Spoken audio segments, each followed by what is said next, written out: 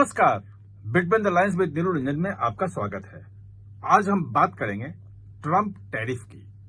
भारत पे जब से ट्रंप ने टैरिफ की घोषणा की है, 1 अगस्त को 25% टैरिफ वहां तक ठीक था और 7 अगस्त को 25% टैरिफ का जुर्माना, क्योंकि रूस से आप तेल खरीद रहे हो। मैं पहले वीडियो में बताया था कि कैसे वो जुर्माना जो है वो सिर्फ एक फार्स है, ये दिखावा है और ट्रंप कुछ करते हुए दिख रहे हैं। और ये बात जो है वहां की जनता को भी समझ में आ रही है। और इसीलिए अभी जब हमने चेक किया कि ट्रंप का अप्रूवल रेटिंग क्या है, यानी कि लोकप्रियता उनकी क्या है, वो लोकप्रियता पिछले 25 दिनों में बहुत तेजी से उनकी गिरी है, बहुत ही तेजी से गिर रही है। और लोग एक राष्ट्रपति के रूप में अमेरिकन लोग बिल्कुल नापसंद कर रहे हैं, खासतौर पे जो भारत पे टैरिफ लगाया है। और ये जो नापसंदगी है, जिस ढंग से अप्रूवल रेटिंग लोकप्रियता उनकी गिर रही है, उससे पूरे ट्रंप प्रशासन में, पूरे रिपब्लिकन पार्टी में एक हड़कंप मचा हुआ है। क्योंकि अगले साल वहां पे सीनेट का, कांग्रेस का जो है वो चुनाव होना है मध्यावधि, और उसमें कहीं न कहीं से दोनों जगह जो उनकी पार्टी है वो अपना बहुमत खो सकती है। उसको लेकर हड़कंप है। ये तमाम चीजों पे हम बातचीत करेंगे कि कैसे ट्रंप टैरिफ जो है वो राष्ट्रपति ट्रंप के गले की फांस बन गया है। वो पीछे हटने की सोच नहीं पा रहे हैं और आगे जो है वो जनता वहां की वो बिल्कुल उनको जोरों से गिराने लगी है। उनकी लोकप्रियता, समर्थन उनका घटने लगा है। कितना समर्थन घट रहा है, क्या क्या ट्रंप वहां पे अप्रूवल रेटिंग, जो लोकप्रियता का जो सर्वे होता है, वो क्या कह रहा है, वो हम आज समझते हैं। तो सबसे पहले अगर आप देखेंगे तो प्यू रिसर्च जो है वहां का बहुत बड़ा रिसर्च है, एजेंसी है। पूरी दुनिया में, भारत में भी कई चीजों पे पूरी दुनिया को लेकर रिसर्च करती रहती है। बहुत प्रतिष्ठित एजेंसी है प्यू, PEW है, प्यू एजेंसी उसका नाम है। उसकी जो अप्रूवल रेटिंग आई है, उसका कहना है कि अब जो पसंद करने वाले लोग हैं राष्ट्रपति के रूप में डोनाल्ड ट्रंप को, वो केवल 38% लोग रह गए हैं। कभी ये 60% से एवं हुआ करते थे। और नापसंद करने वाले लोग की तादाद जो है वो बढ़ के 60% हो गई है, यानी कि बिल्कुल उल्टा मामला हो गया है। ये प्यू कह रहा है। राइटर आईपीसोस जो है, एक और एजेंसी है, राइटर एजेंसी, आप खबर जानते हैं, खबरें आप पढ़ते होंगे, उसका भी जो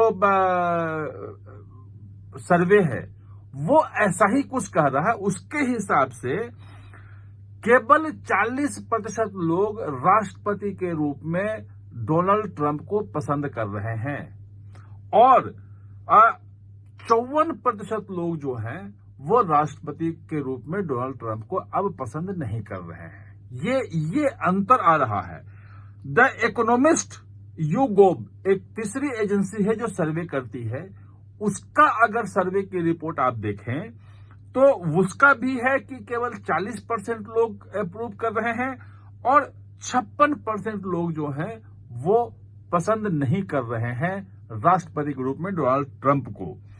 और जो खुल के जो समर्थन करने वाले हैं कि बिल्कुल एकदम नेट अप्रूवल, कुछ भी हो जाए डोनाल्ड ट्रंप हमारे हैं, ऐसे केवल अब 16% लोग बच गए हैं। ये तमाम मागा वागा और मेक अमेरिका ग्रेट अगेन सब कुछ फेल हो गया है।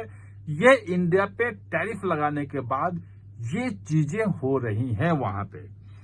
और मॉर्निंग कंसल्ट एक है, वो 15 से 18 अगस्त के बीच की रेटिंग उसकी आई है, उस वक्त किया था उसने सर्वे। उसमें थोड़ा सा ठीक बता रहा है कि 47% के आसपास अभी अप्रूवल रेटिंग, यानी कि राष्ट्रपति के रूप में पसंद करने वाले लोग बचे हुए हैं। लेकिन वहां भी 51% लोग जो हैं वो ये कह रहे हैं कि राष्ट्रपति के रूप में ट्रंप उन्हें पसंद नहीं है, यानी कि नापसंद करने वालों की संख्या उसमें भी ज्यादा है।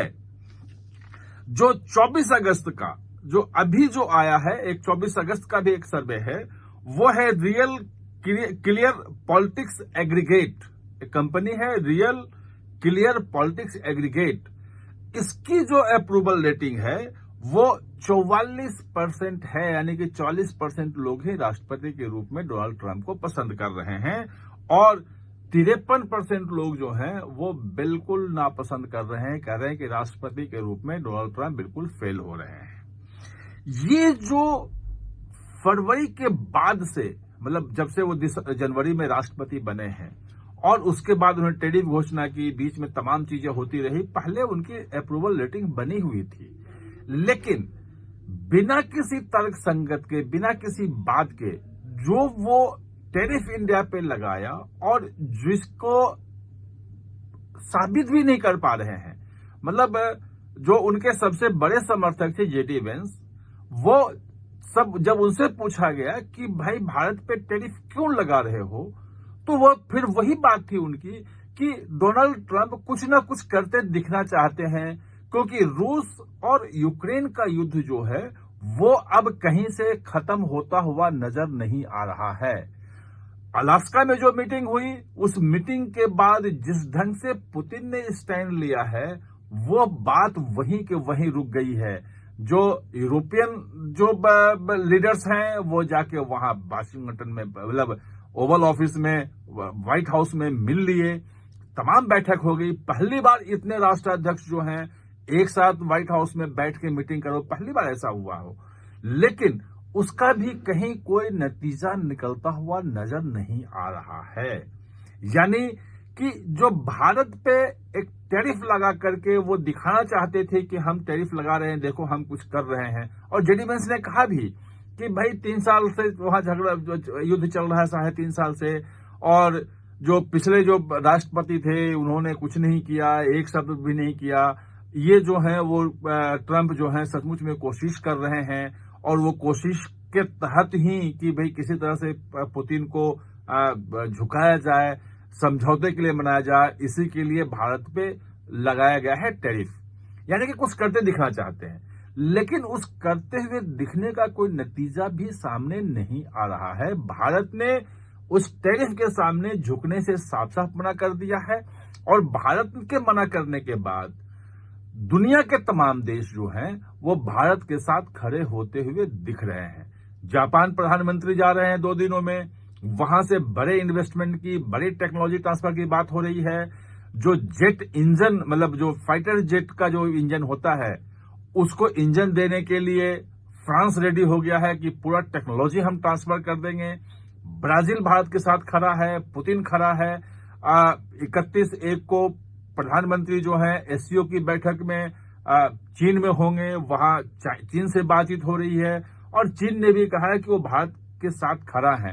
वो अलग मुद्दा है कि चीन के साथ बहुत सारे इश्यूज हमारे अभी भी हैं, ऑपरेशन सिंदूर के दौरान जो इश्यूज थे वो भी हैं, लेकिन जो ट्रंप का जो टैरिफ है वो न सिर्फ पूरी दुनिया के लोग भारत के साथ खड़े हो रहे हैं, बल्कि उनकी अपनी लोकप्रियता जो अपने देश में है वो भी लगातार गिर रही है।